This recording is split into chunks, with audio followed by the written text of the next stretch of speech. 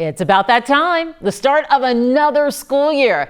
Hi there, Mia Gradney in the KHOU 11 News studio. You know, for 4 years now, KHOU 11 has helped you and your students get ready with our Superintendent Talks.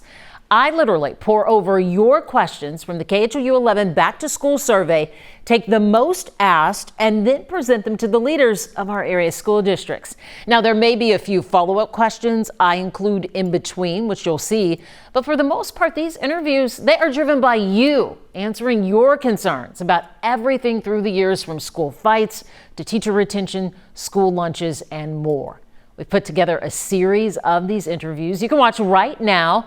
And here's the thing, we're already working on this year's series of Superintendent Talks, but you still have time to take part in the Back to School survey. Yes, while you sit and watch these interviews and you reflect on what's being said, be sure to take this year's survey. Make your voice heard. Simply text the word school to 713-526-1111 and we'll text you back with the link. You can also get it by scanning the QR code right there on your screen. Now, once in the survey, ask away. We're here to help you get answers in an effort to make it the best school year yet. Just another reminder, KHOU is your education station. Greetings, Superintendent Nelson. Hello, how are you? Thank you for coming, Mia. Yes, thank you for having us and joining us for another Superintendent Talk this year as well. Can't believe it's already a new school year. The time goes by so fast, especially during the summer. Yes, it's a busy time for us. It is, it is. Well, the KHOU 11 News team conducted a back to school survey. And the questions I have for you today are from the KHOU 11 News back to school survey.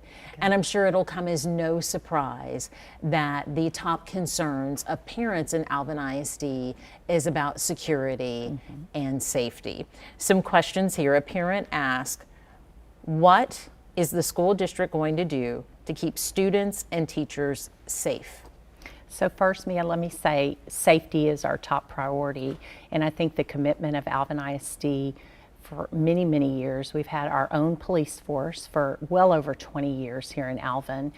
We currently have over 40 officers, armed, licensed officers, and so we have enough officers to cover our campuses, but we also, since I've been superintendent, contracted with over 150 other officers who work in various municipalities, other areas. And so as far as officers, we have plenty to cover our campuses. To keep our students safe, our officers go through a lot of training. During the summertime, that's what they spend their time doing, training for active shooters, doing crash training, something called CPI training, which is known to the educational world, but our officers are very well trained. We also have security vestibles in all of our schools, and there's a lot of things parents don't see that we can't discuss because that would compromise our security. Yes, that may pertain to this next question. What type of security enhancements have been made to prevent entry? So prior to the state mandating these different security measures, Alvin ISD started to retrofit our existing campuses with the security vestibules. But with our new construction, we have what we call the next generation security vestibule, and you witnessed that as you came in to Harvey Junior High this morning. There's an additional entryway to where there's a window now that parents must check in. We also have doorbells on most of our schools where all the doors are locked around the school. We check them daily. We have police officers that go around and check them, but also our staff is really good about checking the doors and making sure that they're locked at all times. During the summertime and throughout the school year, they check each door functioning properly, and if not, immediately a work order is put in and it is addressed within just an hour or so. Our maintenance and operations department, as well as our director of safety and security, do an excellent job to make sure our schools are safe. Was Alvin ISD a part of the state audit to test doors locked or unlocked? Yes, so they came monthly to Alvin ISD and checked, and we passed our, with flying colors. But in addition to that, we had an external audit this year by Edwards Risk Management, and our board will be briefed upon that audit at our next board meeting tomorrow evening, actually. But I can say that we had a clean audit and no findings. I want to circle back to officers because we had another parent who had a question about it. Will there be better surveillance and officers around schools? Do you have enough officers at every campus? Yes, so like I said, we have 40 officers, trained officers, armed officers that we employ in Alvin ISD. That's above and beyond what's required, and we continue to add more. But in addition to that, we have our 150 contract officers that will pick up different jobs each day for us and help cover. And then we have our municipalities who we have great working relationships with, and sometimes we'll call on them simply to help out, and they do, and vice versa. We help them out as well. With the officers that you have on staff and also with the contract officers, does that mean you have an officer at every campus, including the elementary school level? So we do. Each day there's an armed officer that is on the campuses. And so as you know, with any profession, if somebody calls in sick, that's when we rely heavily on our contract officers. And then we have contract officers who are parents, and so they'll pick up their child's school every day if there's an opening. And so that makes it very nice, a great partnership. Give parents an idea of what type of surveillance and watch is taking place on the campuses. So I can tell you that we do have cameras on each campus, and they are monitored continually. So there's that surveillance. Of course, we always say if you see something, say something. And so our staff does a good job. If someone is in the parking lot and we're monitoring the parking lots and they see something, then immediately an officer will go out and address and ask the person perhaps sitting in their car, can I help you? What are you here for? Those types of things. But so I feel like we have really good surveillance at each one of our schools. We've done extensive reporting about fighting on campuses. This is for various different school districts. We have a parent who asks, how should my student best protect him or herself from fighting? Well, I would hope first they wouldn't get involved in the fight. I hope they would step away and ask for adult help, which staff is on duty during passing periods, during cafeteria time. We have adults on campus that can help the students. So I would advise this student to seek help from one of their teachers, instructors on campus if they need to prevent something.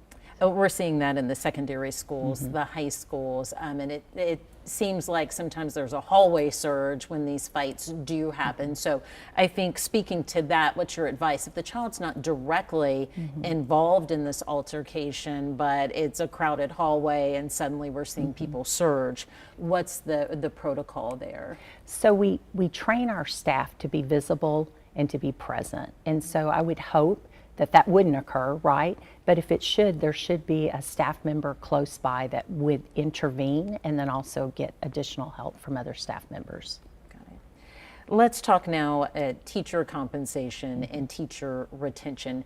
Again, an issue for a large number of school districts, I should say. We know that House Bill 3 provided funding for school safety enhancements, but parents in our survey want to know, how will you address the lack of funding increases from the state in other areas, especially given the increased cost of everything, and talking about compensating teachers? So in Alvin ISD, I feel like we have been fiscally responsible, and we have a rainy day fund, our fund balance, in which we've been able to do several things that yes, we have been hampered by the funding from the state and the unfunded mandates, and I can address that a little bit on the security side.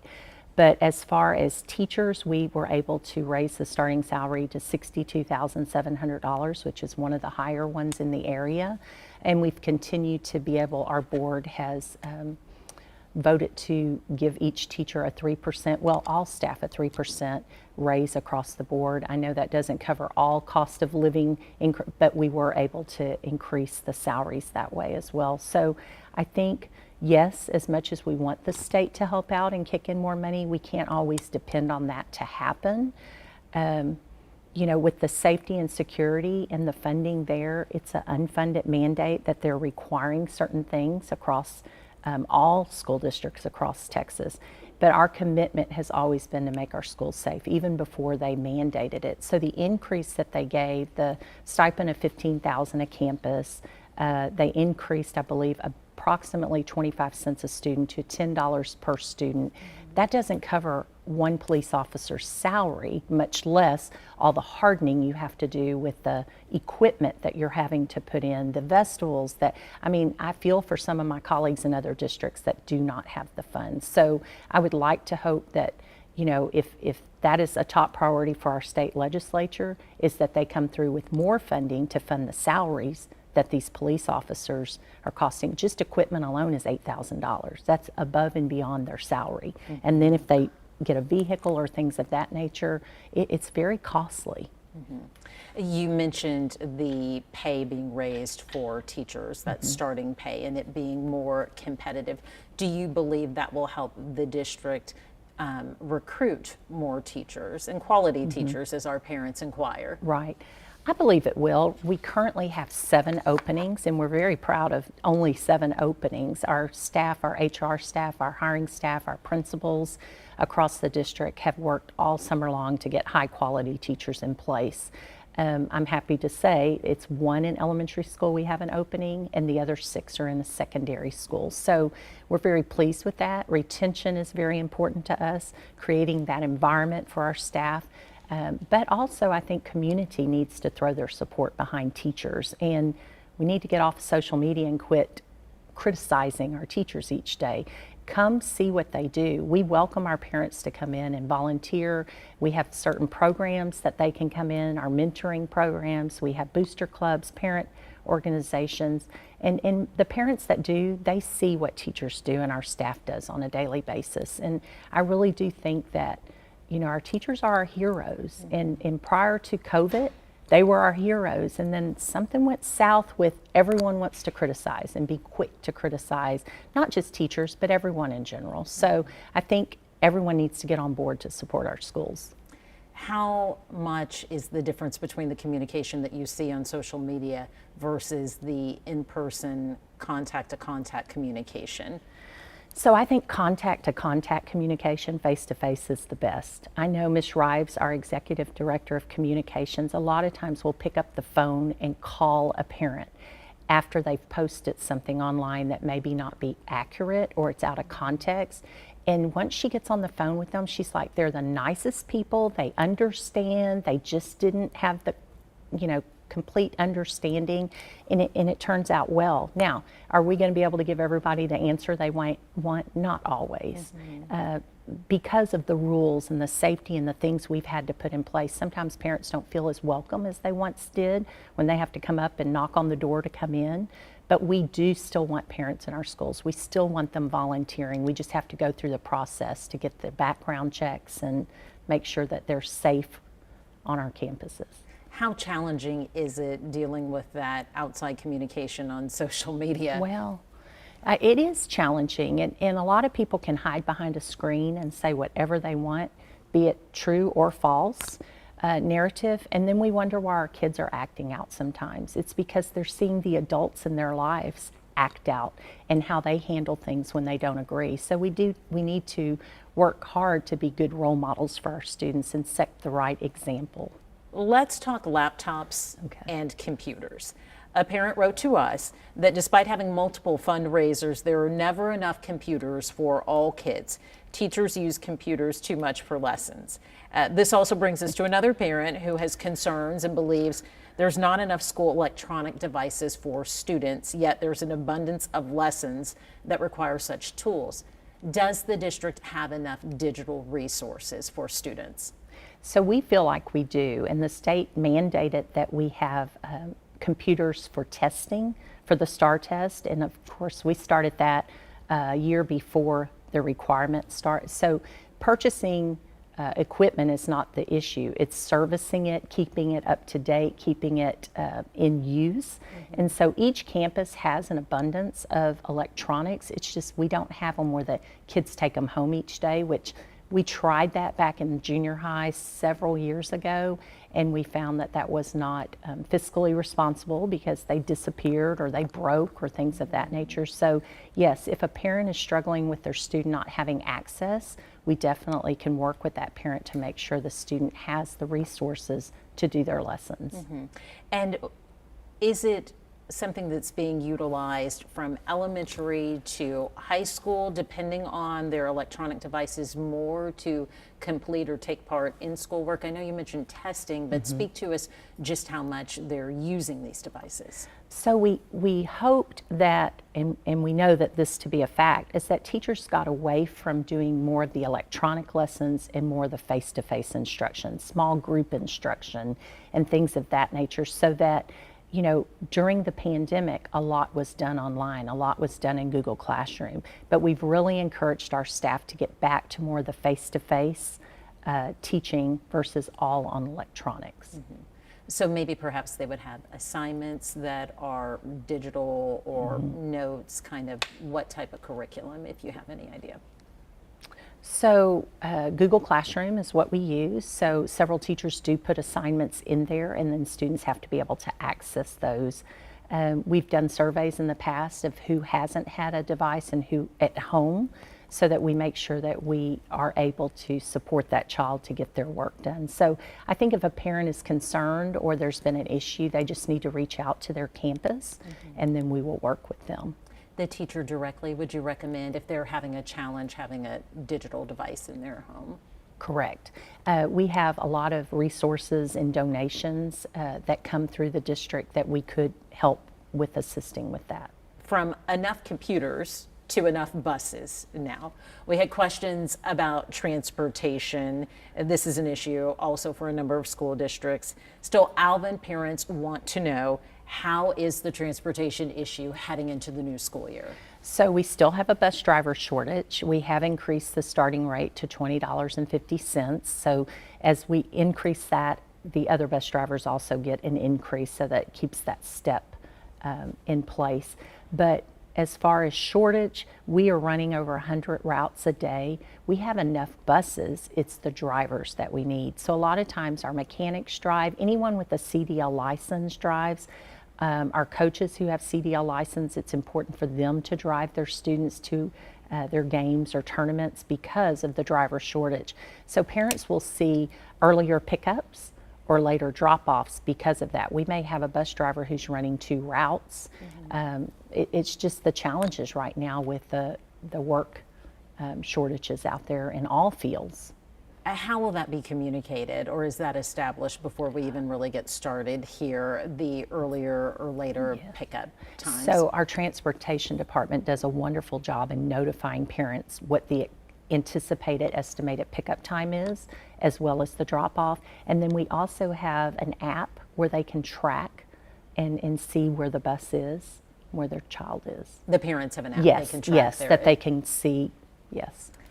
It's been a long, hot summer. I don't have to tell you. You know well, along with everyone else here in Alvin. With students headed back to school, though, with 100-degree plus temperatures, parents are concerned with this forecasted heat. What precautions are going to be taken to ensure that students are safe in this heat? Great question. This morning we actually we had a team that met with our elementary principals to remind them about recess time and monitoring the heat, making sure students stay hydrated and not spending as much time outdoors, making sure there's shade available for students to get into. And so that just occurred again this morning, even though we've reiterated it throughout the summer because we've had summer programs, summer school going on. As far as our secondary campuses, those that are involved in extracurricular activities, we have athletic trainers on site that help with and making sure we have water stations out there, giving frequent breaks. We have Methodist Hospital we team up with for athletic training as well, so we have those resources, and they provide us with a lot of great information. is it safe for the kids to be outside? Well, I think that, you know, as long as it's monitored and students, parents are comfortable with it, kids need play. They need downtime. And so if we can't get it outside, then we'll figure out a way to do it within the classroom, because the gym's being used all day, throughout the day, for PE and things of that nature. So it definitely will be monitored closely. Several of our playgrounds, actually our parent organizations have put canopies over, so there's shaded areas. Nice. So we talked about outdoors and keeping kids comfortable. Let's talk about indoors. This is a beautiful new campus. Obviously, the AC system is relatively new, but let's talk about the status of AC units and upgrades at some of your aging campuses as well. So we have done a remarkable job, our operations department, maintenance and operations, with upkeeping you know, maintenance on our facilities, as well as our AC units, heating units. This summer, I believe we had one go down at one of our schools, and immediately we have great relationships with our AC companies. They brought out some temporary AC units. Of course, the school wasn't filled with children at that time, but we'll have backup plans in case something like that happens. It's hard to learn if you're not comfortable, right? Right, right. Hard to work as well on the that's staff right. side too. But speaking of learning, can you tell us about the district's approach to closing those learning gaps? We know from research that there are these gaps in learning due to COVID and ongoing. What's taking place in Alvin ISD to help those children who may be behind? So one of the things that we have found effective, and of course it's research-based, is small group instruction. And we have seen gains in small group instruction, also intensive tutoring, small groups either before or after school, or carving out time during the day to pull small tutoring groups. But we have seen progress there, and so we're very excited about that. Our curriculum and academic teams have gotten together to really focus on the areas of need and really pinpoint that. For those parents who aren't familiar with small groups, whether it's teacher-led or tutor-led, what does that look like? Is that 3 to 4 students at a time within the classroom, outside the classroom? So outside the classroom, it's usually 3 to 4, right? And it's led by a teacher, someone with the knowledge of education and how to really focus on those areas of concern. Within the classroom, it could be 5 students. It just depends on if they're covering a certain area, who needs that small group instruction. And to keep adding here, another parent's comment, they shared their 8th grader, had math teachers quit halfway through the school year, 2 years in a row. Is there a plan in place to help children in these unforeseen circumstances? So in the past, when we've had that occur, we've had like an instructional coach who's usually a specialist in that area, or curriculum coordinator work with who might fill those shoes and really teach side by sides to make sure that they get really quality instruction during that time. I see. Let's talk about another issue that appears to be on the rise, various school districts, vaping. What is going on in Alvin ISD with trying to curb vaping? So we have, we led, I think, last year in testing our, when there is vaping, we test it to see what it is the student is vaping. Of course, parents are notified.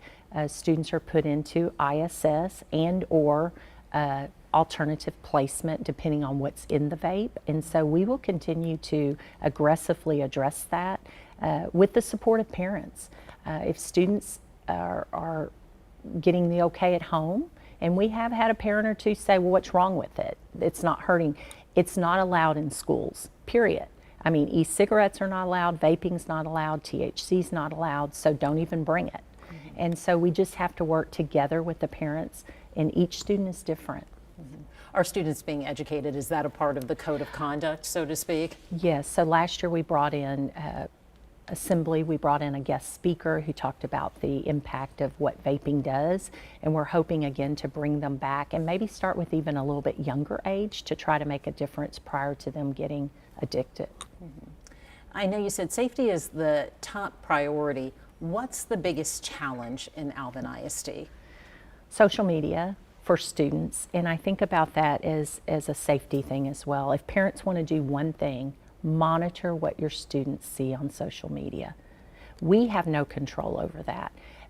If you think about how many students have a smartphone and what they have access to, and then think about what you subscribe to at home, if it's Netflix, Hulu, whatever it may be, what access does your child now have? I think about growing up myself, and we were in bed by 9 o'clock. Primetime TV came on, and they didn't say or show things until after the kids were in bed. That's why they called it primetime.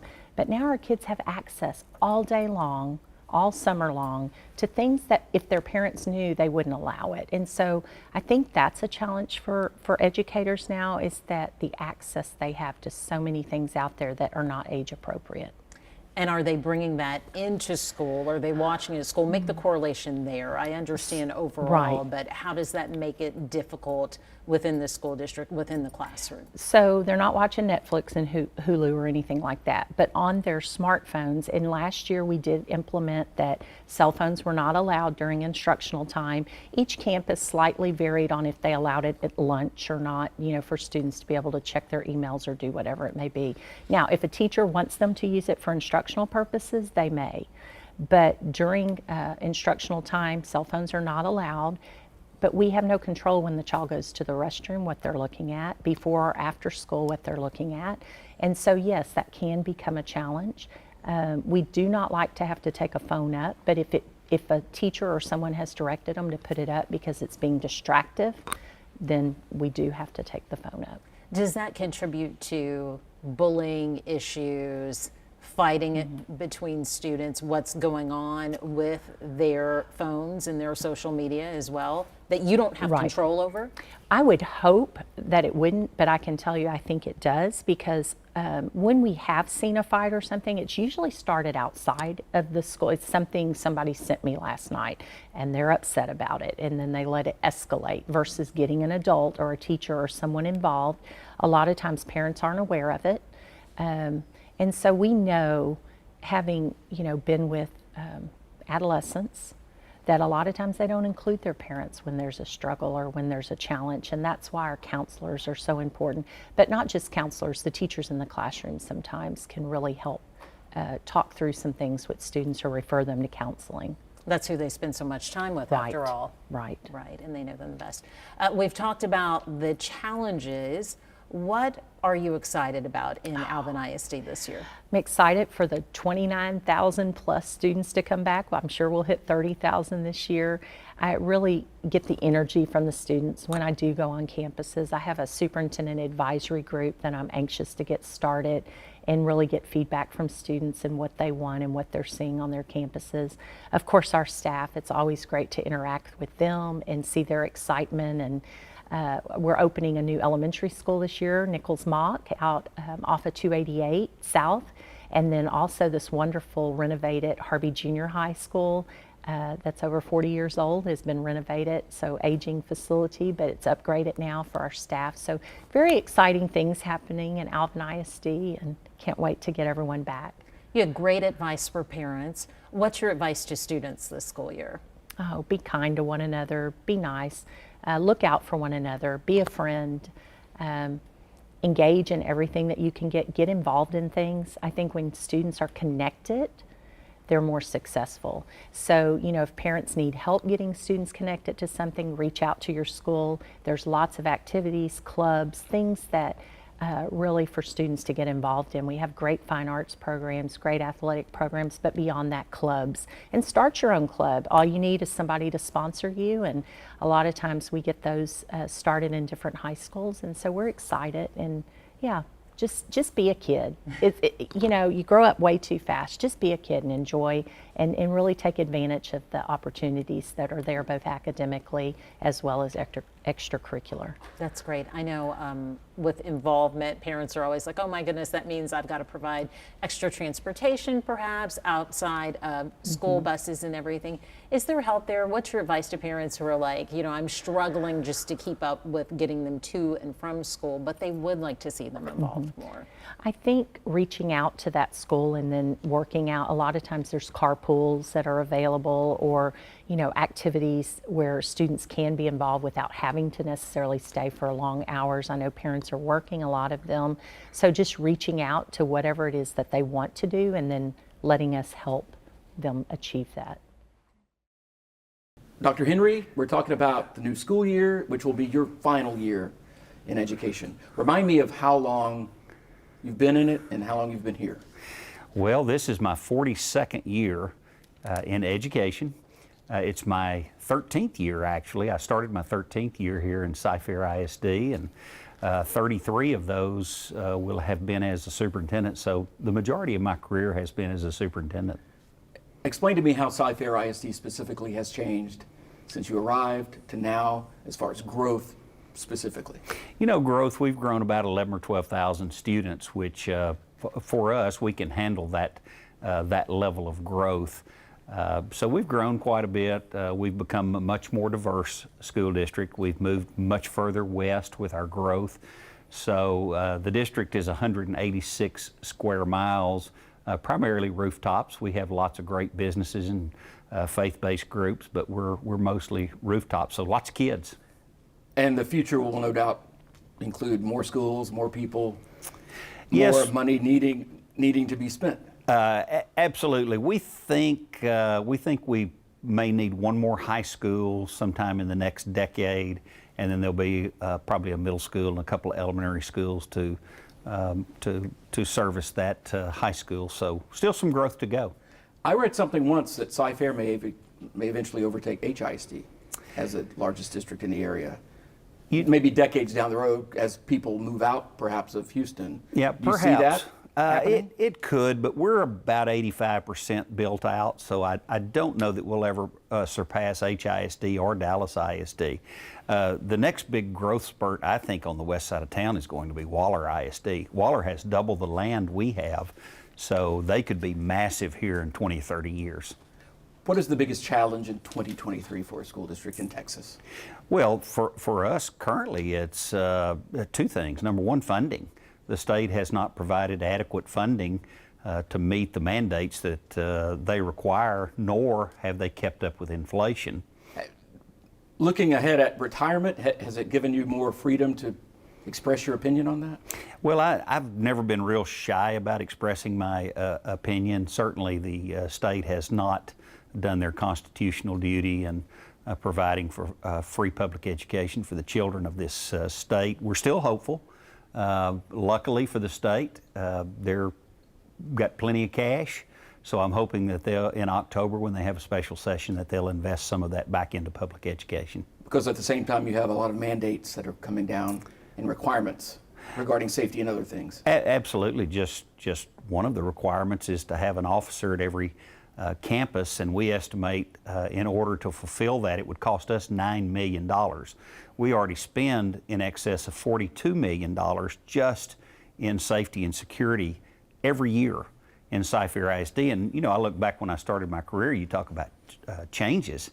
That kind of money was not part of the budget 30 years ago, but now it's a huge part of our budget. The community expects it. We want to provide it. We want to make sure our students and staff are safe, but the state does not fund it. So we did a back-to-school survey, as we do as we have done in previous years. Cy-Fair respondents are the third most after HISD and I think Fort Bend ISD. So I'll ask one question on behalf of parent Amanda. How can we make sure that our children are safe in school? And obviously I've done stories on some of the measures you guys have implemented even before maybe they were required. Well, one of the things that I'm really proud of here in Cy-Fair ISD is, in all honesty, we're a decade ahead of the state. A lot of the things that were listed on the governor's safety and security list a couple of years ago, we had already implemented. We have the bullet-resistant glass. We have the security vestibules in the front of our campus. We have the emergency door prop alarms. We started a police department 12 years ago that has 117 officers. So we're way ahead of most people in the state. We also have a very, very robust mental health intervention program here. So we're not only looking for things that we're addressing things before they happen, We're prepared if something does happen, and then we're prepared for the aftermath. So we're way ahead of most folks. Regina wants to know, do you plan on banning books or removing books from? We have a district process that we're working on right now, and it will be in conjunction with the new state laws. So the state will help advise us moving forward of what kind of standards our books need to meet. But, you know, we believe in parent rights, but we believe in all parent rights. So there may be some books that some parents don't approve that others do approve. So we want to make sure with parental approval that books are available for all of our students. Teacher retention is an issue for most, if not all, districts.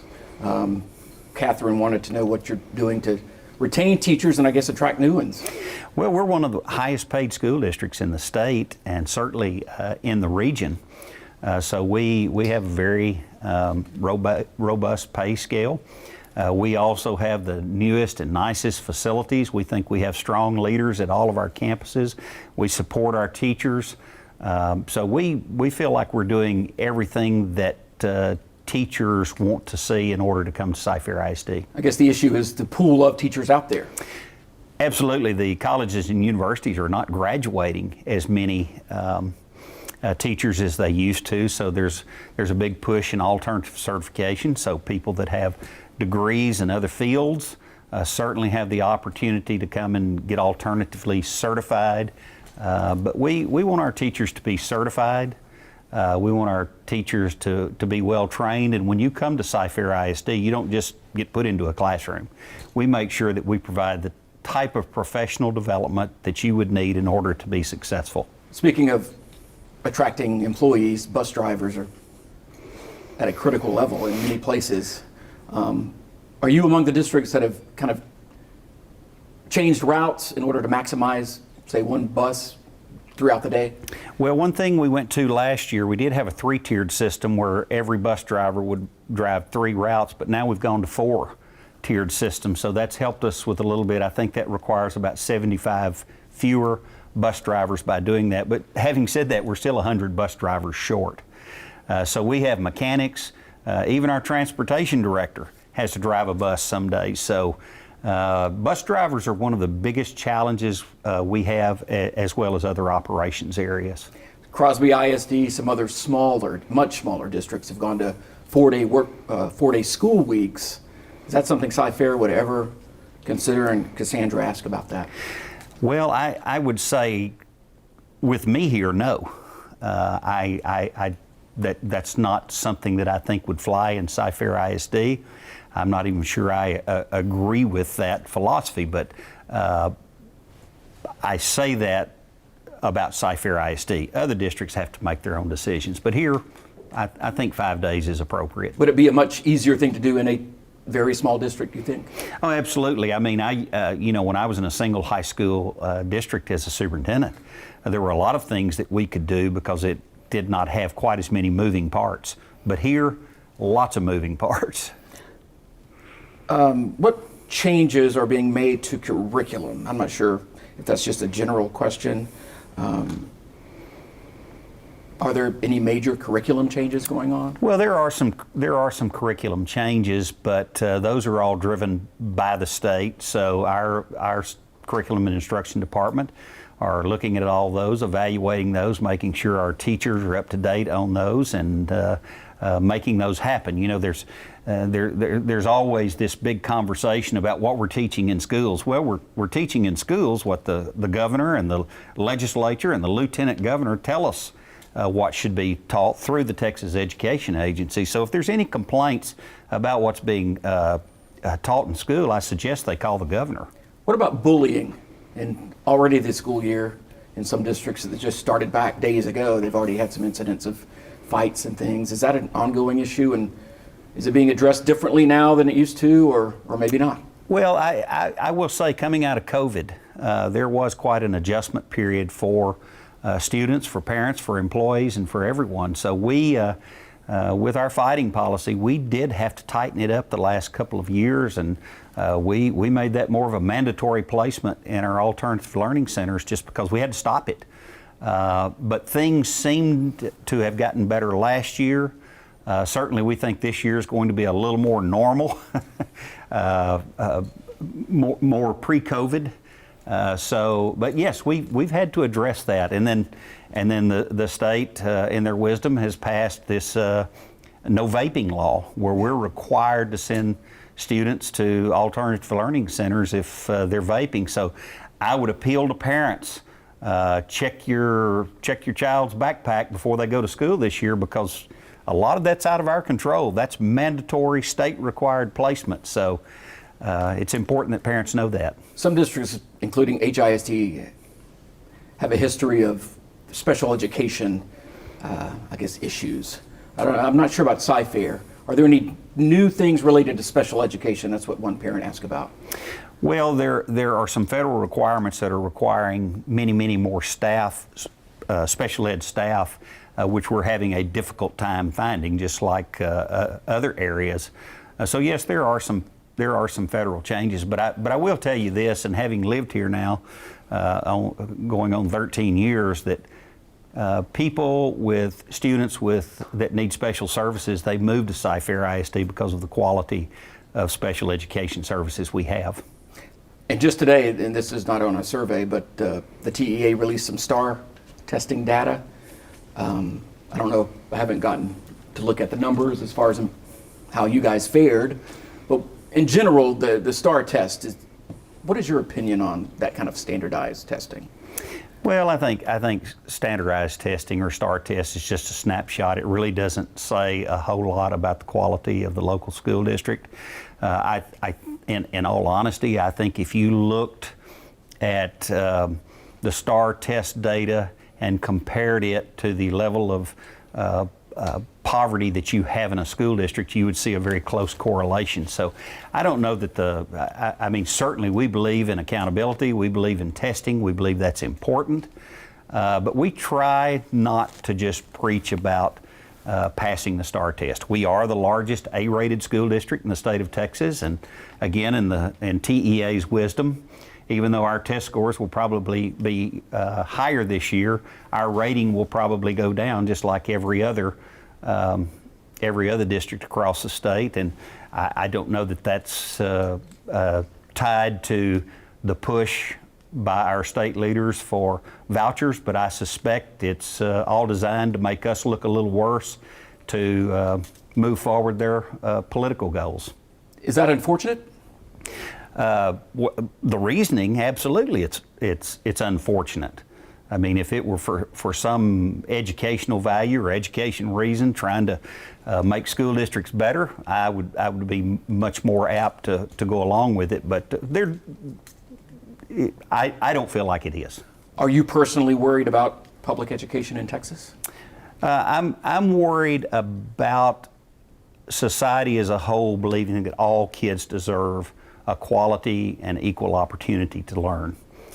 So yes, I'm concerned with the amount of propaganda that is put out there in the name of choice, where I think if you go back to the history of choice, I think you see that there's a strong correlation among those types of theories or to segregate kids. And I don't necessarily mean racial segregation. It may be economic segregation. But I'm a strong believer that every child that's born or comes to this country deserves an equal opportunity to achieve the best that they can be, and I think we're losing some of that. It doesn't sound like you're going to wash your hands of like concern or engagement when you retire. Oh no, I'll be much more honest once I retire. So that will be at least refreshing for me, that I can say what I really think. And when you go down 290 and see this building with your name on it, will you be proud of what you did here, or just in general, how does it feel to have a building named after you? Well, it's a real honor. I never anticipated that when I came to Sci-Fair in 2011. As superintendents, we hope we can make it 5 years, because we think it takes about 5 years to make an impact on a district. And here I am, my 13th year, and I've just been surrounded by such a supportive team, a supportive community, and a supportive board. I'm just part to be a small cog in that.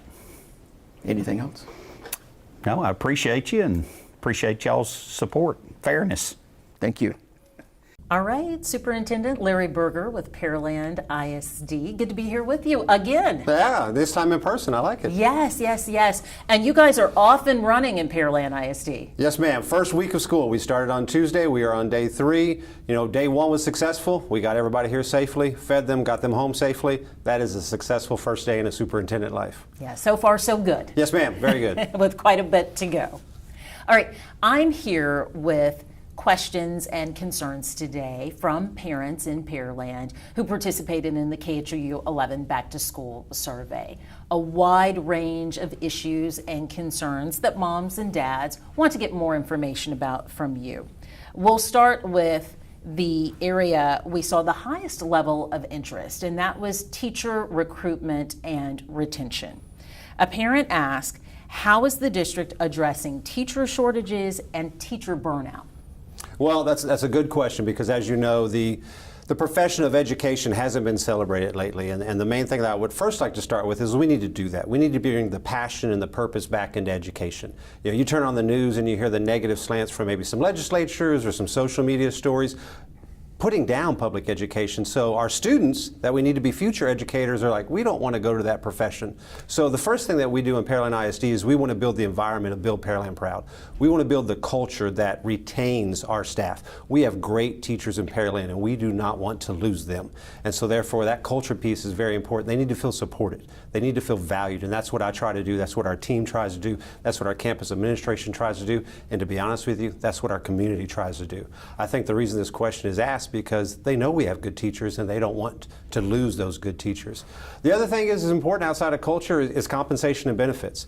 You know, if you pay attention to what Commissioner Morath and the state did with the Teacher Workforce Commission and looked at the problems of getting teachers in the workforce, one of the number one things was compensation. And so although we are in a fiscal deficit right now, the school board knows we have to take care of our teachers, so we pushed out a 2% salary raise. We are asking the voters possibly to vote for a VADER if the board approves that on the 21st. We've tied contingency compensation to that because we want all of our staff, and all of our staff are educators because they at some point impact a student. We want to make sure they all feel valued with those increased compensation options. And with the VADER, what type of increase are you asking for there? Well, with the voter tax ratification on Monday is our board meeting, so the board first has to validate my request to send it out to the voters, and the voters can choose for or against, and we are asking for the 9 cents. There are 9 copper pennies. In public education, the district has about 17 cents that we can work with. There are 8 golden pennies and 9 copper pennies, and we are asking for the 9 copper pennies, which will give us $11 million in additional funding. To go across all staff? All staff. Okay, got it. Follow-up question. Nicole wants to know, what will the district do to ensure quality teachers amid a shortage? Let's back up a little bit and talk about numbers. What type of shortage do you have within Pearland ISD? We currently have less than 10 what we would call unfilled classes or vacancies that are currently being filled by long-term subs. We don't have any classes right now that do not have a teacher in them or a long-term sub in them. And what we do to hold on to those teachers, like I said, we want to push, make sure we have compensation packages, make sure we have collaboration, make sure we have a culture that makes them want to stay in Pearland. We kick off every year with a convocation. My first year as superintendent, now my second year, we get every employee in one building and we just celebrate. We celebrate who they are and what we are and what Pearland means and how we build Pearland proud. And when they leave out of there, we hope they have enough energy to carry them through and make them realize this is where I want to work. If you talk to our mayor, he'll tell you Pearland is a destination city. Well, I kind of tease him and say it's because we're a destination district. People want to live here and work here because of both the city and the school district. Another parent asks, what steps is the district taking in order to retain special education assessment staff, including diagnosticians, speech pathologists, and school psychologists? That's a very astute question because those evaluation staff have had their load increase so much. I mean, you have to have the initial evaluation, you have to have the annual ARD, you have to have any assessment that deals with behavior or academic performance, and so they are tasked. With the dyslexia coming from 504 to special ed, it increases our testing for that. So again, they have more and more to do to make sure that the services are there for our kids. So what we have tried to pilot this year, not try, we did, we are working on a kind of a hybrid home remote model and work at the office. Because what they'll do is they'll try to do those evaluations and they get interrupted. Kids come in, teachers come in, counselors come in, parents come in. They need time to finish those evaluations, and they also need that burnout time. We want to give them a little bit to work on the evaluations at home in a place where they can. So we're doing a hybrid model where they get 1 day a week that they can work on those evaluations and get them done so they're processed in time, so we're in compliance and we give the students and the parents and the teachers the information they need. You said dyslexia was moving from, walk me through the steps again. From, Sure. Just in the past, if you were a dyslexia student, you were serviced in Section 504. Well, now the state of Texas, we have a year and a half, the rest of this year and next year, all dyslexia services are being moved to special populations or special programs. So they're going to have to follow the same assessments, the same ARDs, the same paperwork, the same process. So all of our dyslexia students that were once in 504 are now moving to special programs. So we are increasing the workload of that evaluative staff. I understand. Final question on teacher retention and recruitment. What is Pearland ISD doing to recruit more minority and male faculty? Well, the answer to that question may seem trite, but we recruit the best. We hire the best educator that walks into the building. We want to make sure that every educator is there for the right reason and the right purpose, and that is to educate the child and reach that child. If they happen to be a minority or they happen to be a male, that is a bonus. But we don't necessarily go out there and recruit a minority or a male to check a box. We want to make sure that the person in the classroom or the person leading the campus is the best person for that. Fortunate enough, we have found the best people that happen to be minorities or males. We just had 4 long-term great elementary principals retire, and we have replaced those elementary principals with a male principal, the only one we have in elementary. It's hard to find a male elementary principal, an African-American principal, a Hispanic principal, and a bilingual principal. We didn't hire them because of those traits. We hired them because they were the best person for the job. It just happened to work out that they had those traits. So this brings us to more questions and interest in diversity, equity, and inclusion inquiries from parents who participated in the survey. Brenda asked, how will Pearland ensure an inclusive and diverse environment for all children so every child feels safe and has a sense of belonging? 2 questions there, I think, is safety and belonging. Well, safety is the #1 priority. You know, whether we have diversity or not diversity, and if you don't know, Pearland ISD is the most diverse small community, I think, in the state and possibly in the United States, and so we value that and honor that. But for all of our students, safety is the #1 thing. We have met all of our safety standards, our buildings meet the safety audits, we've done everything we can to make sure we have the lockdown buttons and the procedures and drills. Matter of fact, the first 2 weeks of school, every campus is doing drill week. We want to make sure that all of our students understand the process in case something happens. We don't want an incident to happen or a crisis to happen and the kids are like, what do I do? Teachers go, what do I do? We want everyone to be prepared. So safety, everyone is trained on that regardless of who you are. As far as making sure the services are there for the kids, in Pearland ISD, what I've tried to roll out, it's been an idea that I have a great CNI team that has made it a reality. We call it our all-learner approach. Sometimes in public education, the school district will work in silos. You'll have your curriculum instruction, you'll have your bilingual, you'll have your special programs, you'll have your advanced academics, and you'll have your technology. And they are all working independently with the teachers and the students, and therefore you get a misalignment. What I ask them to do is do an all-learner approach where we all get together and plan together.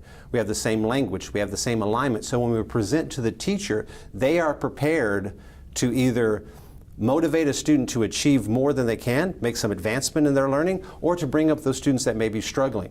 That way there's no misalignment what's happening in the classroom. Everybody's supporting all learners at the same time. So we rolled that out this year, the first professional development. I introduced it to the staff. After the professional development, we get surveys, and the surveys were glowing. They're like, this is what we need. This is what we need to do to make sure that we are reaching every student in the classroom. A lot of new pilots and new ideas. Most definitely. We are rolling it out. It's my second year. First year I had to learn the job a little bit, and my second year we're making some changes, but people were very excited about these changes because it's what's best for kids. I think you'd be interested to know this because you mentioned earlier just how diverse Pearland ISD is. Out of all the school districts and looking at all of the survey participant questions, Pearland ISD had the most questions in regard to diversity, equity, and inclusion. Does that come as any surprise to you? No, because our community is about our community. They want to make sure that every individual student reaches what they need, whether they're in special programs or advanced academics or just your everyday run-of-the-mill kid like I was. We want to make sure every student gets what they need, so when they get to high school and through high school, if they want to go to university, they're prepared. If they want to go to career, they're prepared. We want to make sure every student is able to take care of the opportunity that presents itself. And so our parents want that for their kids, so it doesn't surprise me at all. A more specific question now in regards to meeting children's needs and representation. A parent asks, what is the district doing to make sure underrepresented kids are participating in advanced academics? Well, we just talked about change. We just had a long-term director of advanced academics retire, Ms. Margot Gigi. We appreciate her service. And we have a new gentleman that came in from Fort Bend, Dr. KHOU. And that is one of the initiatives that we're doing. We're looking at how are we assessing an advanced kid? How are we assessing a GT kid? Are our processes aligned with best practice? Are we reaching the kids we need to reach? Are we missing the kids that are twice exceptional? So all of those processes are being reviewed to make sure that the students that are GT are being identified and that our processes, for lack of a better word, aren't biased or are geared toward one version of who's GT. Because there are many forms of GT and we want to make sure that we are getting everybody in the pool. Building on our questions about academic achievement and academic achievement for all, someone asked, what is the district doing to ensure that all students are reading at grade level? Well, our instruction, as you may know, that the reading science of reading has been rolled out in our reading academies. All of our elementary teachers have gone through that training. All of our elementary administrators have gone through that training. We want to make sure that we have a balanced approach to either the balance of learning reading or the science of reading, and that all of our assessments, all of our instruction are early, that we make sure that our kindergarten classes are rich environments for them to learn how to read, make sure that we have the phonemic awareness that is engaged in there. Some of our community has talked about maybe Pearland ISD doesn't have enough phonemic teaching in the instruction. Our C&I department is on top of that. We are looking at all of our timelines, all of our practice to make sure that the outline, the minutes in the classroom and the instruction in the classroom is aligned with what both TEA has pushed down and what our specialists know is best practice to teach reading. Some of this is new to parents. Science of reading. Explain to a parent what that involves and what that term is, since that is new and being deemed by the state. And it's not really new. Anytime in education there's a pendulum swing. Mm-hmm. You know, you can go to the balanced reading approach to where it's not necessarily phonemic and it's kind of whole language, and then it'll swing to strong phonemic awareness. Where we want to be is in the middle. You never want to be on the extreme of anything in education because the extremes don't always work. But the science of reading are the reading academies. It's what TEA has looked at and says we believe that this is the best way to teach reading, to make sure that we are reaching to our students the best practice, the best way they can know how to make the decoding sounds, how they have fluency, how they have comprehension, and then as they move on, they have a strong reading foundation, so as the content gets harder, the reading process doesn't get in the way of learning. I see. STAR results are back. How did Pearland ISD students perform? Pearland ISD did well. Last year, we were one of 2 districts in the greater Houston area that had an A rating and all A's in every accountable category. We're hoping to repeat that, but we have a new STAR test. We have a meeting this morning, Chamber of Commerce, we have a community meeting. We're all structured, it's a different format, it's a different way to ask questions, something they're not used to. Also, as a district, we have a new way to grade that test. The state is coming in and said, not only do you get a new test, but we have a new way to grade it. So our students can perform exactly the same on this new test as we did last year when we got an A, and we can get a B. We can do the same level of student performance, but our ratings can drop. And so we need parents to understand that although the commissioner may say that the B is the new A, that's not how Pearland ISD feels. We want to make sure that our students are achieving. Not only do we want to make sure that our approaches scores go up, but we focus on making sure we have meet grade level as well as masters. We want to make sure we're pushing our kids beyond the bottom baseline of approaches. We want to make sure our meets and masters are there.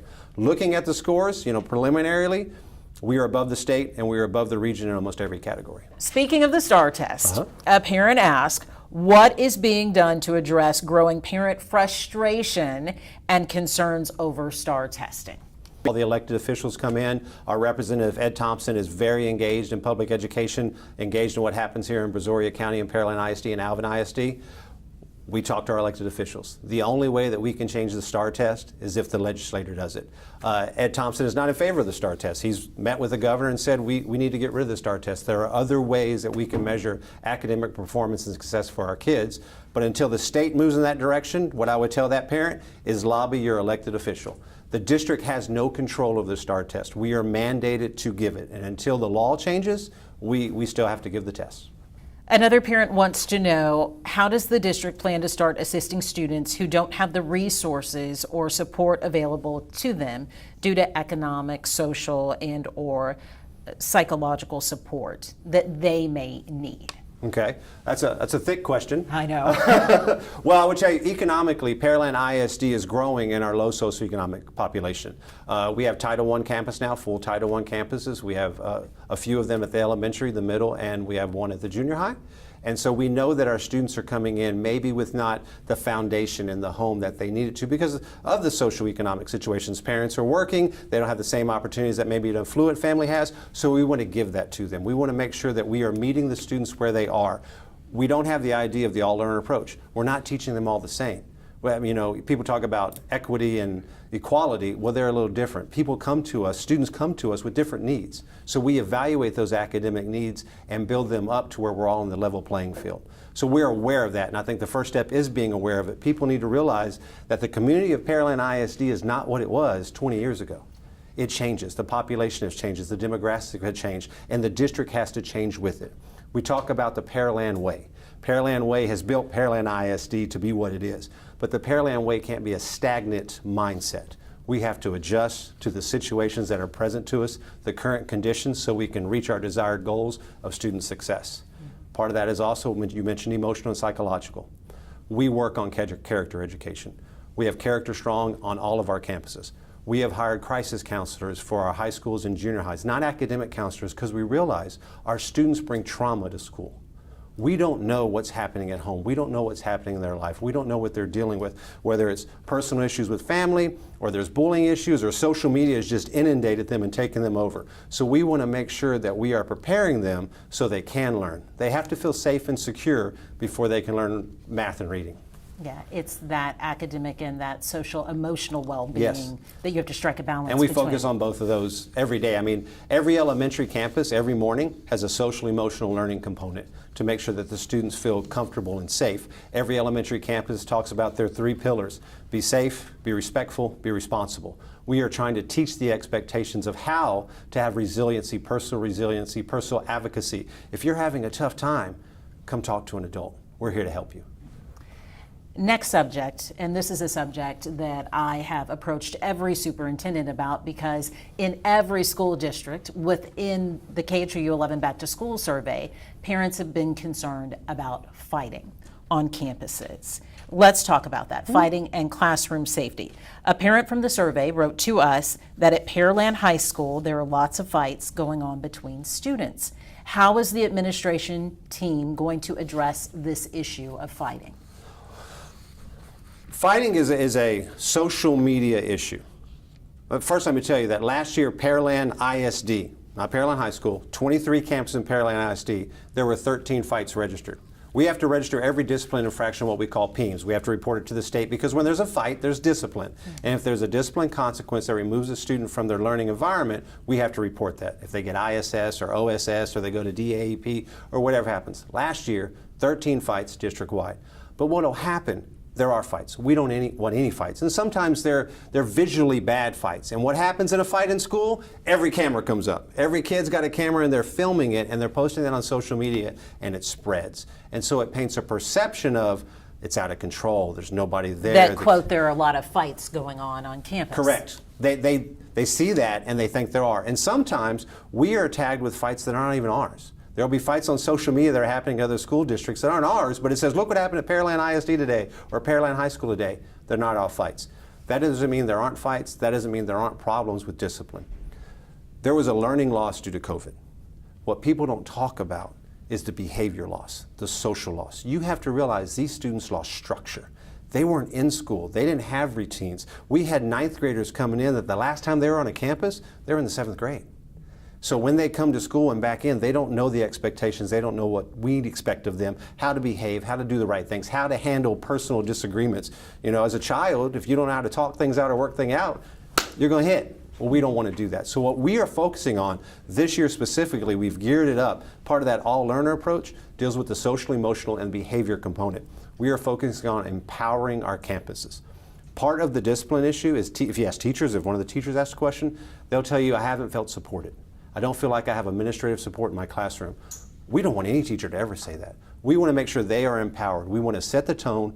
We want to make sure we have a fresh start mentality. We want to make sure they know relationships matter, and every day we work to be better.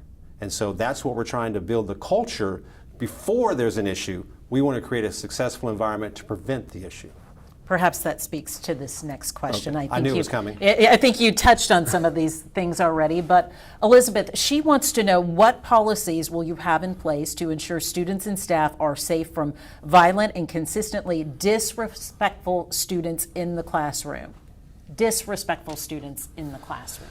Disrespect is a difficult word, because what you may consider disrespect and what I consider disrespect are two different things. And so we have to worry about that. When you talk about the diversity of cultures that are coming into your school, we can't say everything is disrespectful, because what one person does due to their culture and another, you may deem as disrespectful. So the part of that is educating. What is disrespectful and what do we mean by that? Now, if we're talking about a kid coming to the classroom and having profane language with the teacher, or disrupting the class, throwing stuff at kids, flipping desks, then we have to deal with that. And what gets mixed up here is administrators deal with that. They will pull the student out. They will address the student. They will call the parents. They will give a consequence. But what is, again, lost sometimes in the details is, what if that student is in special programs? What if that student has emotional disturbance issues or behavior issues that are identified medically, psychologically? Certain discipline can't be applied to that kid.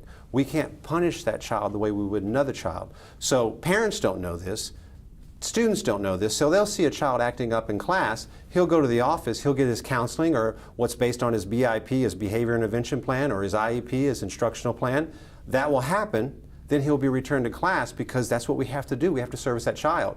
Well, the kid's going to look at that, and the teacher's going to look at that, and the parents are going to look at that. Why is that kid getting to come back to my class? Just to make sure that everyone's clarified, we handle the discipline according to the support the child is guaranteed.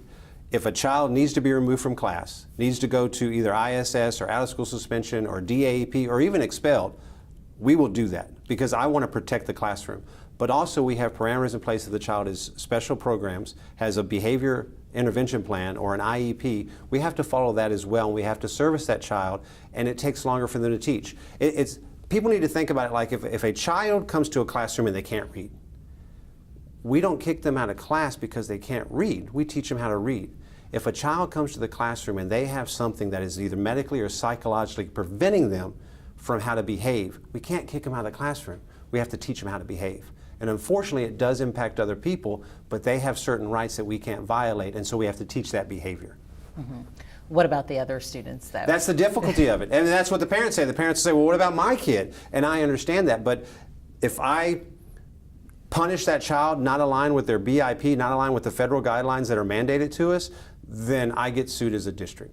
I go through due process hearings. You get on Facebook or social media that Pearland ISD is not serving their special population program.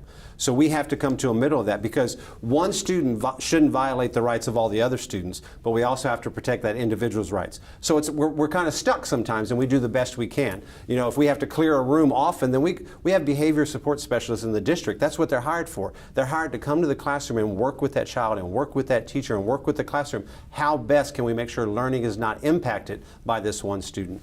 It's not perfect. It's a dance, and we do the best we can. But I want parents and I want teachers and I want students to know, if you misbehave in class, if you interrupt instruction, you're going to be removed, and we're going to take care of it one way or the other. We're going to teach you how to behave, or we're going to give you a consequence that'll prevent that behavior.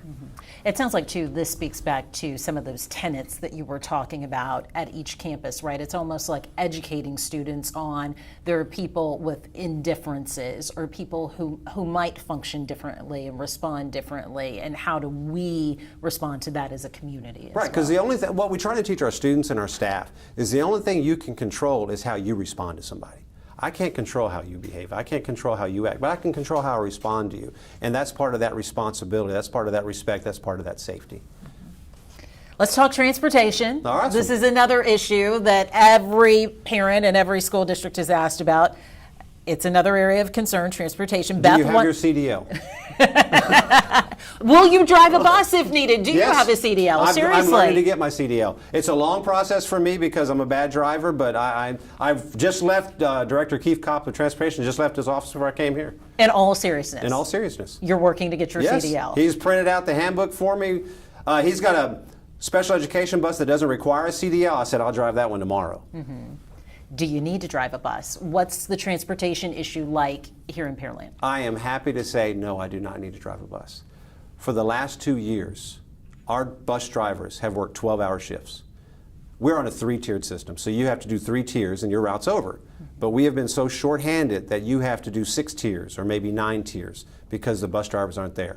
All of our mechanics were driving. All of our office staff was driving. Our director of transportation drove a route every day for the last 2 years. This year, we don't have that problem. Part of that is I can thank my school board. They took the recommendation of increasing bus driver pay to a minimum of $20 an hour. So you talk about retaining people and recruiting people, that helped it. Also, we did some culture building in the transportation. They were at 2 locations. We put them all under one roof, so it's kind of a one-family feel. And I think we are short 6 routes right now, but every bus driver is only driving their routes. No mechanics are driving. No office administration are driving. We got, what we do last call, we got last buses in yesterday by 5:20, which is right on time, because previously they might have been getting home at 7 o'clock. My goodness. And what time does the last school let out? Like middle school is usually the latest in the school day. Like what time? 3:55. 3:55. So you were telling me last year there were some kids who didn't get home until 7? Yes, ma'am.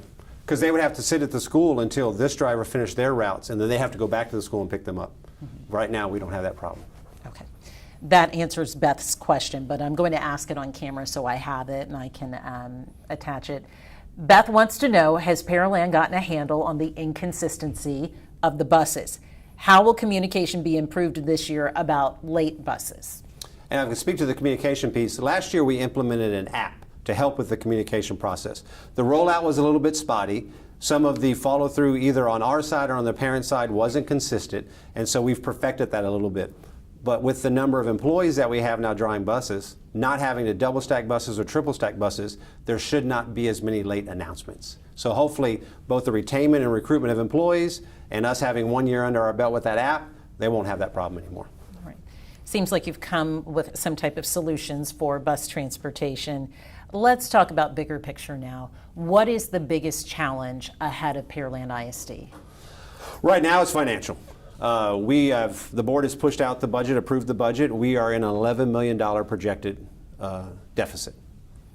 The state of Texas had $32 billion in extra fund. We were going to give teachers all of this compensation and money. We were going to increase the basic allotment, which, if people don't know, the basic allotment is how much money we get from the state per child. It hasn't risen since 2019. $6,160 is what we get per kid on average. Inflation has gone up how much? But we've got no more money to pay for what we are paying for, the costs that we have. Unfunded mandates have happened. House Bill 3 was pushed out. Safety is important. The legislator said safety was important, but they didn't put any money behind it.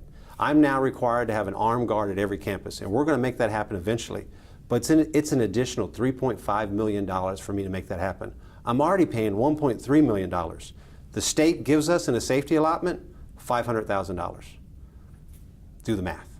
We're in a deficit. We don't have enough money. So, like as I said, I'm asking the board to go out and approve a Vader for me.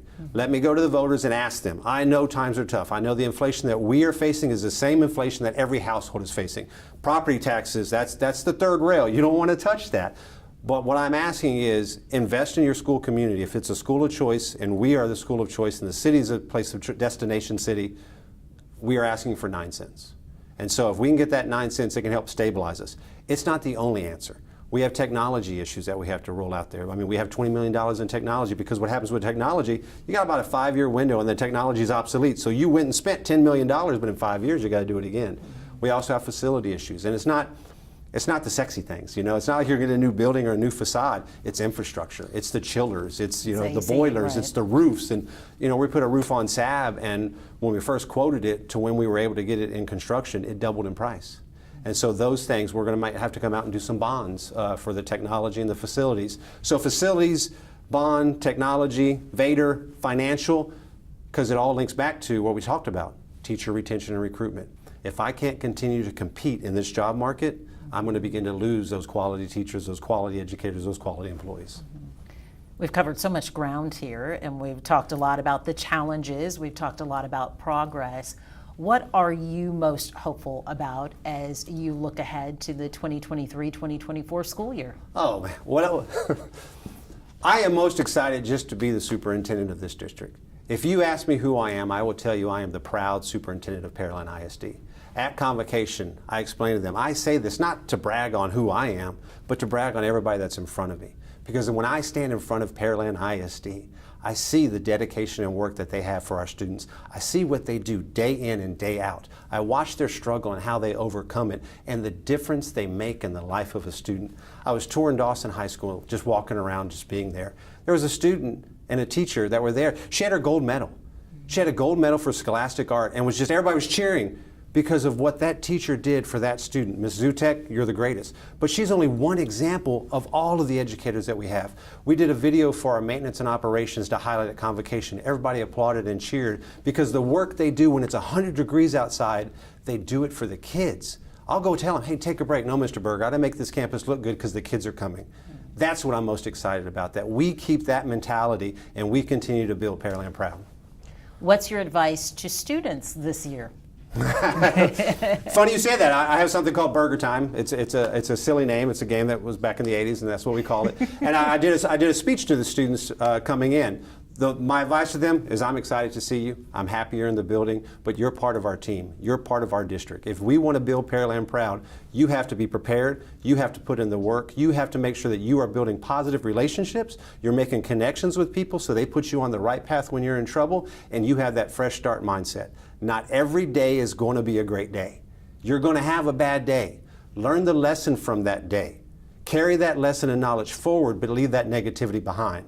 Let every day be a great day for you at the start, and it'll become contagious. Advice for parents now. Get engaged. Get involved. I did 8 superintendent parent forums last year.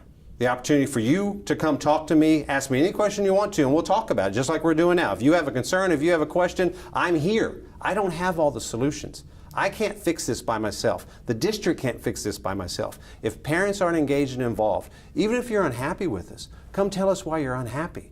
Don't go to social media and be a keyboard warrior, because they're not going to fix it. Come and let's work together to fix it. So that's what I ask my parents. Continue to support us.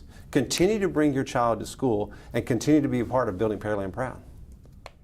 Dr. King Gregorski, Katy ISD, hello. Hello. So good to be here with you. Absolutely. Thank you so much for taking the time. We recognize that this is an extremely busy time of year. And knowing that it is the start of another school year, with that comes parents' concerns and questions. We had a number of Katy ISD parents be very receptive to the KHOU 11 Back to School survey and responded with their questions and their concerns for this coming school year. And I have some of those with me today. And some of those concerns and questions we found are just the same in a number of our area school districts. Top concern among parents is safety and security of their students, of the staff, of the school itself. So we'll start there. We know all Texas classrooms are required to have silent panic buttons. Celeste asked, do Katy ISD schools have emergency buttons, panic buttons? Yes, we do in all of our classrooms. And I'll say this, and we're very fortunate in Katy ISD that we've passed a lot of school bonds in the past that provide for safety and security. And we are already out in front of what some of these new mandates are, including the panic buttons or panic alarms or ways to call in immediately. So all of our classrooms have been outfitted with a feature that you can call in and make those calls for panic or emergency. And all of our staff, when they return, as they are back now, are receiving training on how those systems work. And a lot of those requirements you were saying you're ahead of, those are related to House Bill 3, I assume. Correct, and I would go on to say, the Texas School Safety Center sends out what they believe are best practices, and we've always met and exceeded those best practices, and now with House Bill 3, there are new practices coming in as well. A follow-up question from Celeste and a number of other parents who also want to know about officers. They ask, will there be law enforcement at the school every day? Yes, for most of our schools. So we've got a system in place that places our police officers. We have our own police department in KDIST, and we have officers at our high school and junior highs for our secondaries. So we're in a process right now, based on House Bill 3, of moving towards getting the requirements in place for elementary. Mm-hmm. How many of those elementary campuses are without, I'll call it a permanent officer, meaning someone who reports to that specific campus every day? Yeah, so right now we've had a system in place that's worked for us for our elementary schools. We have 46 elementary schools, and we have an officer assigned as what we call a rover system, where they would be at 2 to 3 elementaries every day, and that's their kind of pod that they work throughout the day. So they're covering those campuses by having a roving officer rotating throughout the campus? Yes, for the start of the school year. What other new security upgrades have been made at campuses?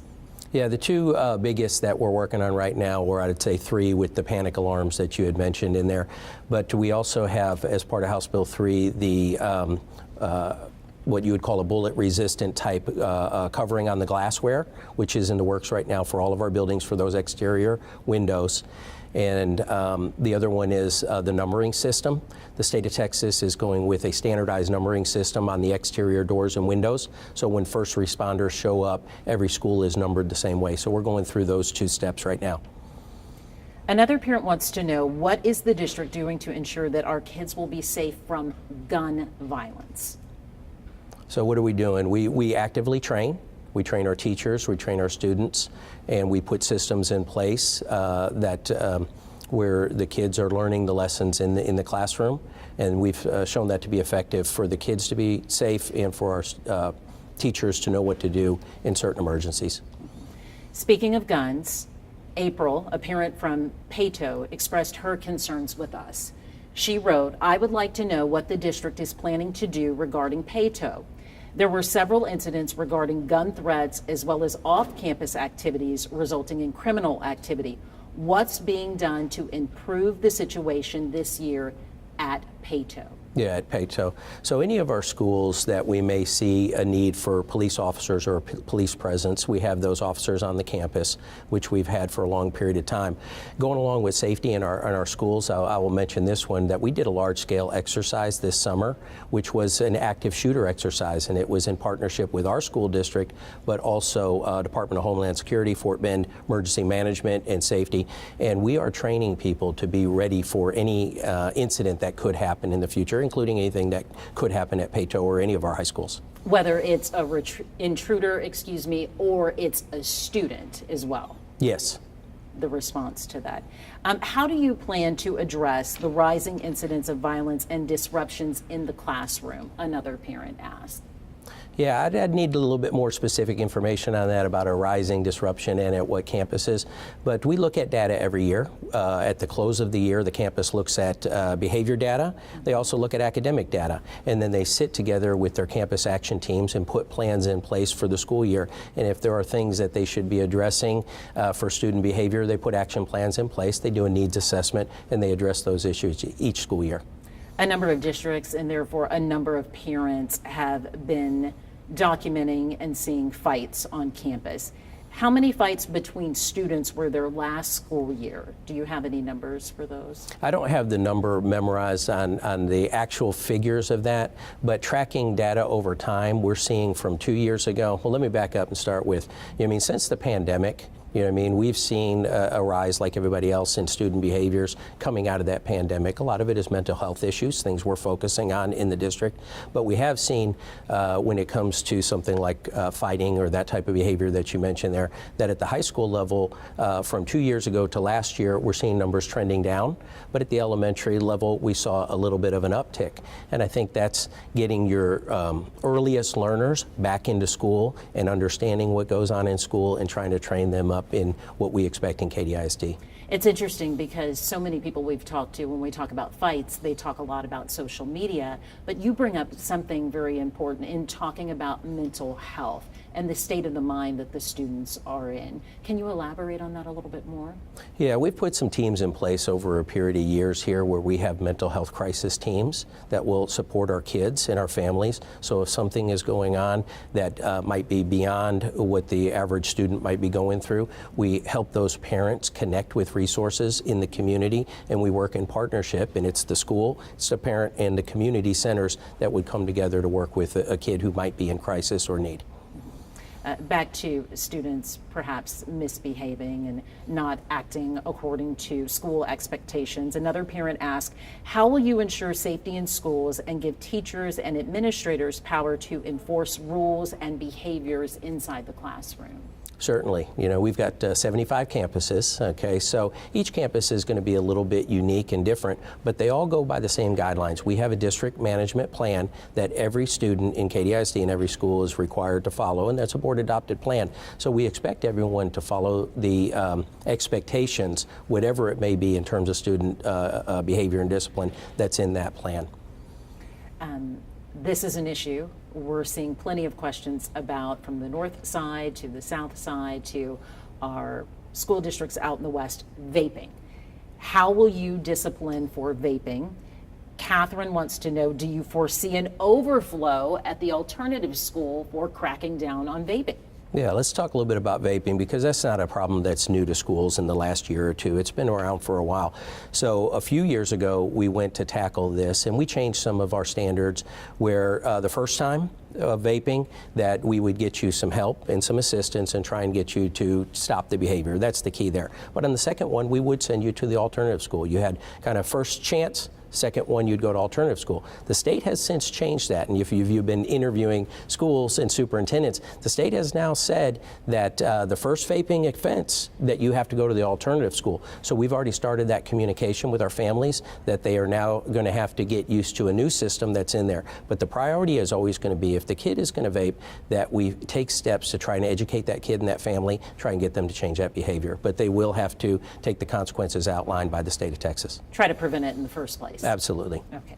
KDISD is a growing school district with an expanding student population.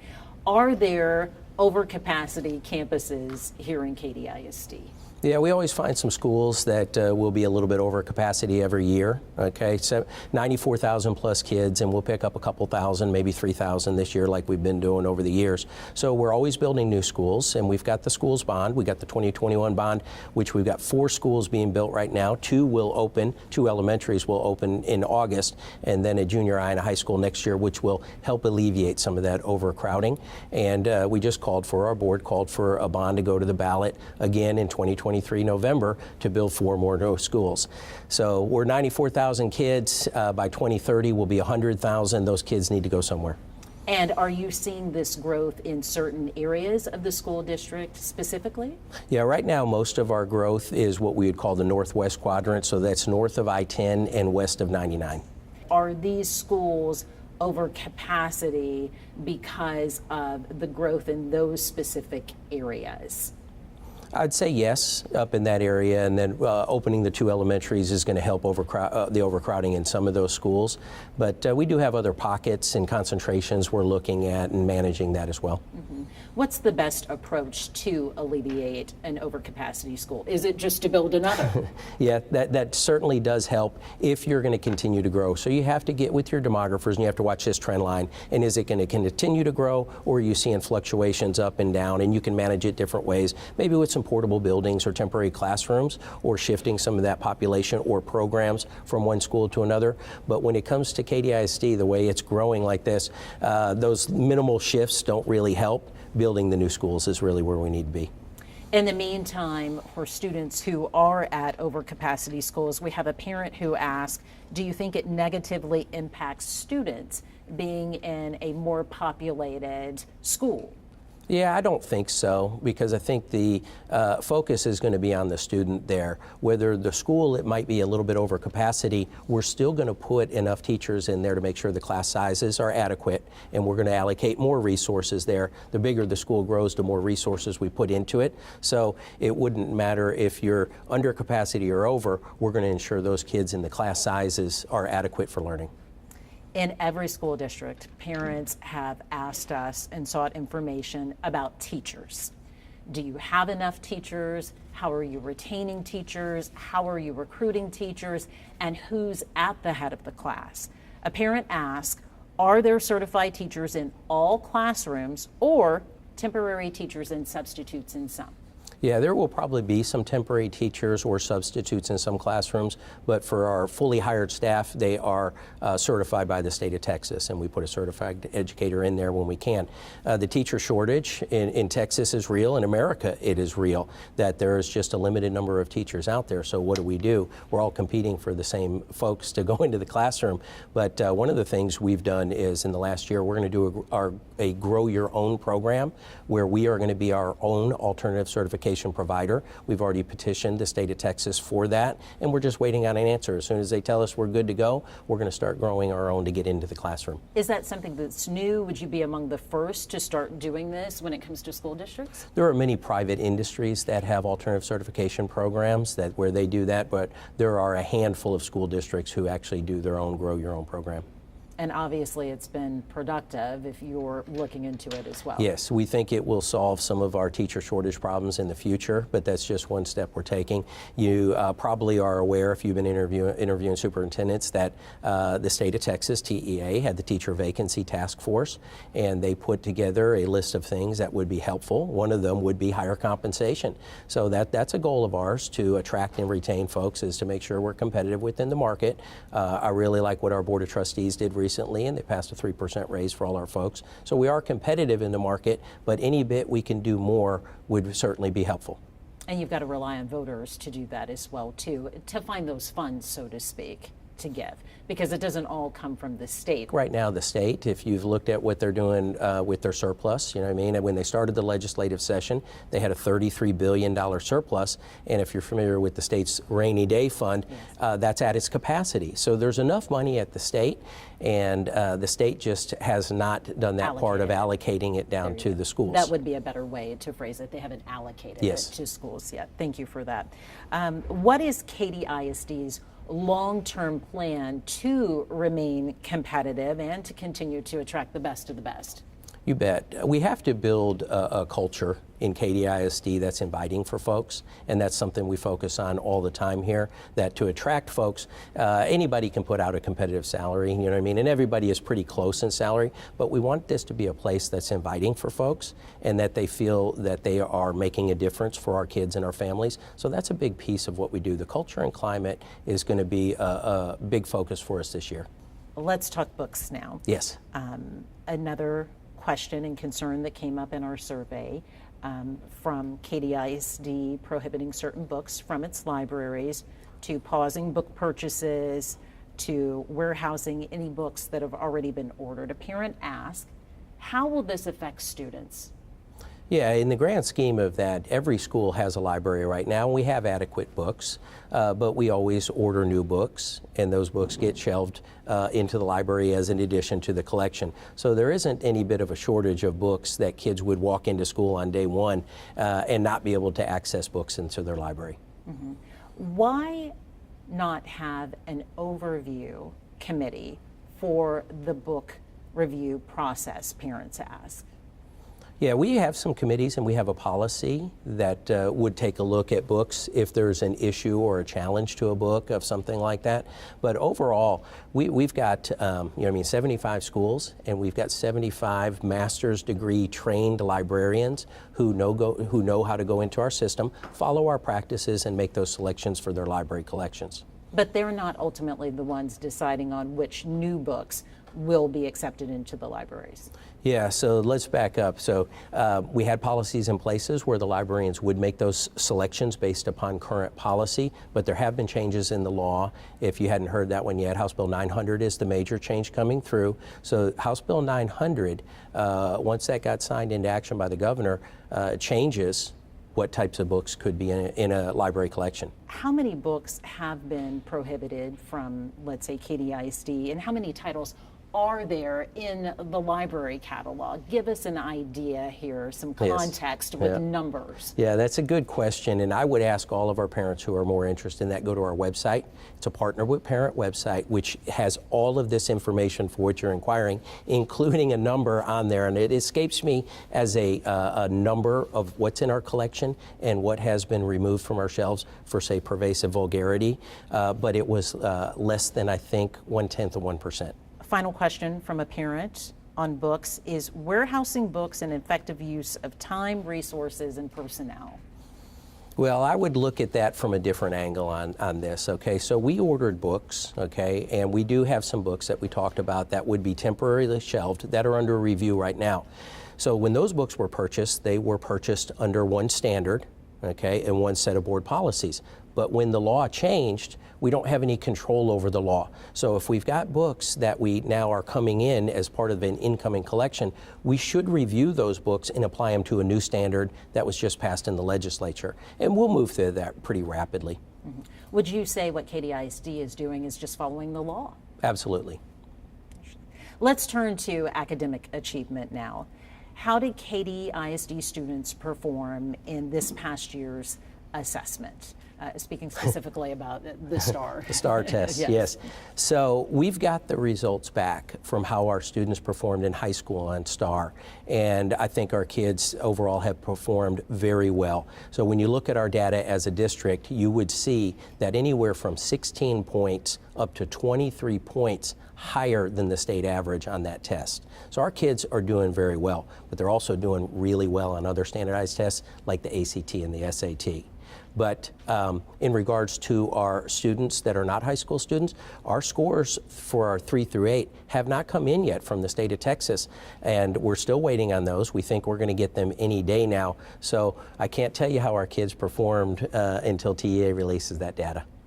How do you think those test scores, and you know, I know a lot of parents say, oh my goodness, it's not just about the tests, but how do you think those test scores speak to the academic reputation that KDISD has? Yeah, I think our kids have always performed well on standardized tests, whether it be STAR or any other type of standardized test. And the education we provide these kids, I believe, is world-class every day. And if parents send their kids to our schools, I think they're going to figure that out beyond just the STAR test. They're going to see it in so many other ways that their kids are learning and growing in our schools way beyond a one-time test. Near closing here, what's the biggest challenge ahead of the district this school year? Yeah, I think one of the biggest challenges is the school finance issue. I'm still very concerned about that. We get funded. One of our biggest parts of Tier 1 funding is something called the basic allotment. Okay, the state has not changed the basic allotment since 2019, and there's something out there, and it's called inflation. So when you think about inflation, but you think the dollars flowing into schools from the state of Texas hasn't changed since 2019, that is a real challenge. We want to provide everything to our kids and families and all these programs, and they are wonderful programs, but they all have a cost to them as well. And if we can't keep up with inflation with the dollars that flow down from the state, it makes it a real challenge to keep on providing those opportunities for kids. How do you get movement there?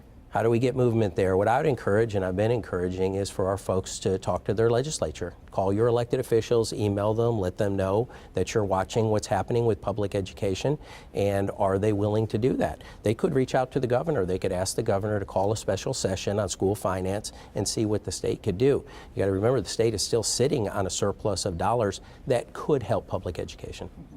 We've talked about the biggest challenges. let's talk about what are you excited about this year within the school district and what gives you hope? Yeah, I think everything we do here, when I go visit the schools and I talk to the staff and they're so excited to come back. For someone like me who, I love public education. I've been doing it for over 30 years. I love the job I have. And when we open up school next week for our kids on Wednesday, and I'll be in the schools, and that's like Christmas for me. It's just so exciting to see kids coming into the schools. I'll go see our 2 newest schools open their doors for the first time, and you just see the smiles on those faces and you see the teachers, and it's just going to be a fantastic year. What's your best advice for students this year? I would say best advice for students, just do everything you can do. Be part of it. Come in and embrace what we have to offer and enjoy school. It's just a fantastic place to be.